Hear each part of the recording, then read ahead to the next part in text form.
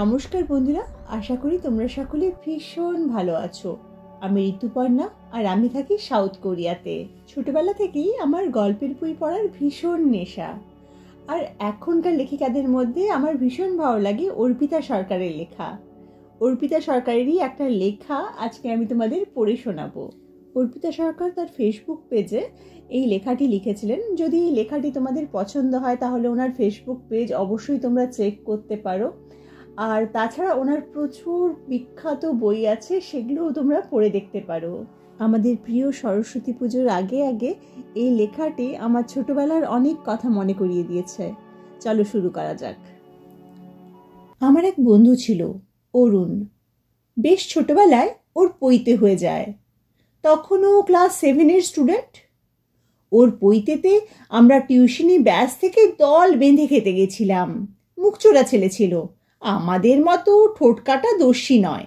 Class 9-10-এ যখন পড়ি তখন বন্ধুরা মিলে দিনের বেলাতেই স্কুলের বাইরেও ঠাকুর দেখতে যাওয়ার পারমিশন পেয়েছিলাম বাড়ি থেকে। সরস্বতী পুজোর দিন স্কুলে খাওয়া দাওয়া করে আশেপাশে ঠাকুর দেখতে যাব, তো বন্ধুরা সবাই উত্তেজিত প্ল্যানিং নিয়ে। শাড়ি পাঞ্জাবির গল্পে পুজোর আগের দিনগুলো রীতিমতো মশগুল। অরুণ যাবি তো জিজ্ঞেস করতেই ও কাঁচুমাচু মুখ করে বলেছিল, না রে, ওই দিন হবে না, আমি স্কুলেও আসতে পারবো না, ওই দিন কাজ আছে বাড়িতে।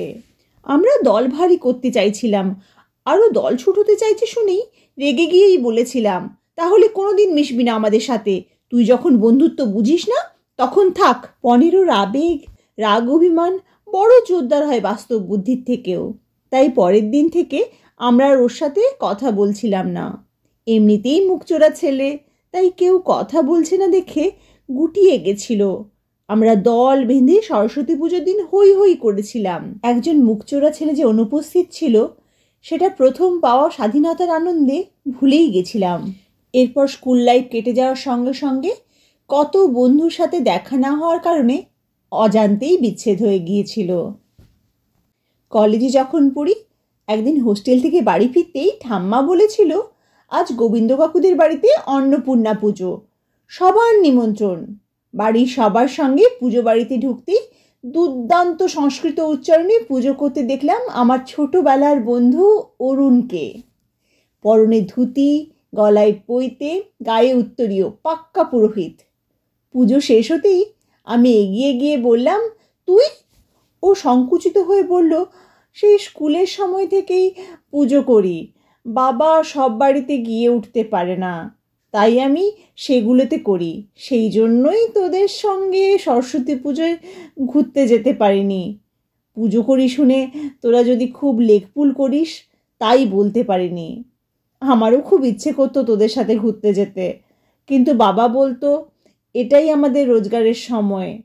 তাই বুঝতে পারলাম সেই ঘুরতে যাওয়ার কথা আমি ভুলে গেলেও ও ভুলতে পারেনি। আসলে তাই হয়, যারা অপমান করে তারা ভুলে গেলেও যে অপমানিত হয় সে ভুলতে পারে না। এমন কত ভুল বুঝাবুঝি রয়েই যায় জীবনে। আমি বললাম, তুই যে এত গুণী জানতাম না তো, কি দুর্দান্ত সংস্কৃত উচ্চারণ তোর। স্কুলে সংস্কৃত না পারলে হেল্প করতে পারতিস তো বদমাস, এত ভালো সংস্কৃত পারিস তুই। হেসে বলেছিল, আমি তো ভাবতাম তোরা হয়তো নিচু ভাববি, মিশবি না আমার সঙ্গে, তাই বলিনি। জানি না ক্লাস 9-এ কি ভাবতাম, তবে কলেজে বুঝেছিলাম আমার মতো বাবা মায়ের আদরে মানুষ হওয়া ছেলেমেয়েরা বুঝবেই না শৈশব কৈশোরেও দায়িত্ব চাপে মাথায়, যে দায়িত্ব বন্ধুদের সাথে ঘুরতে যাওয়ার হাতছানিকে পরিত্যাগ করতে বাধ্য করে। আবার বড় গলায় বলতেও পারে না, আমি তোদের থেকে বেশি পারি, পড়াশুনো আর পেশা সামলাচ্ছি একসঙ্গে।